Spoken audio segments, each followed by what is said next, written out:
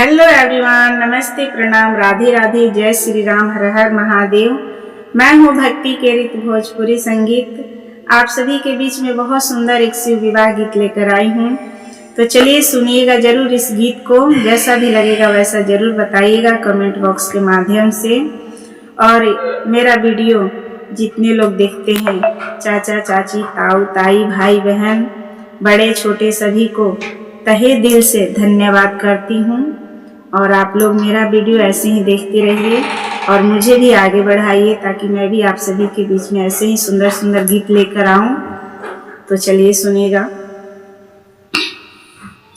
पहिरे ले गरवा, पहिरे ले नगावा के हरवा, गौरा के बरवा, पहिरे ले नगावा के हरवा, गौरा के बरवा, पहिरे ले नगावा के हरवा, गौरा के बरवा, ना पहिरे धोती कुर्ता, ना पहिरे जोड़ा जामा, ना पहिरे धोती कुर्ता, ना पहिरे जोड़ा जामा, पहिरे ले मिरिगा के छलवा, गौरी के बरवा, पहिरे ले मिरिगा के छलवा,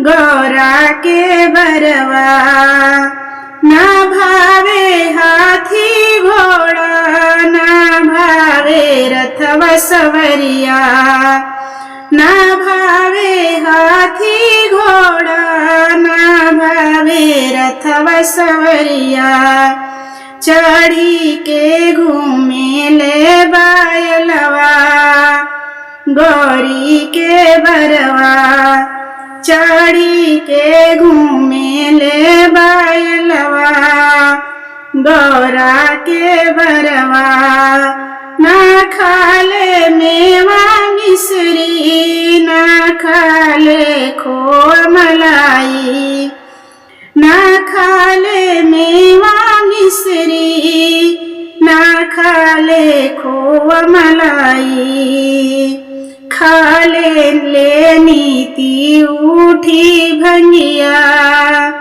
गौरी के बरवा, खाले ले नीति उठी भंगिया, गौरी के बरवा,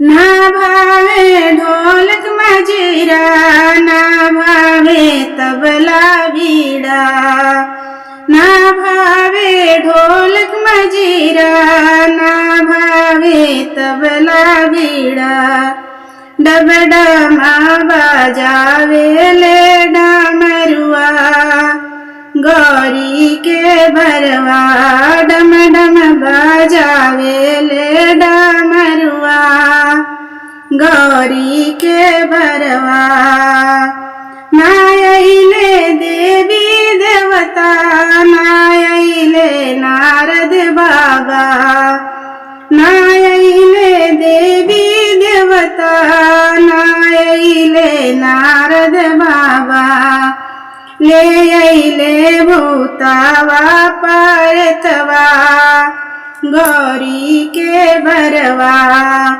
ले अइले भूतावा परतवा, गौरी के बरवा, ले अइले भूतावा परतवा, गौरी के बरवा। Thank you.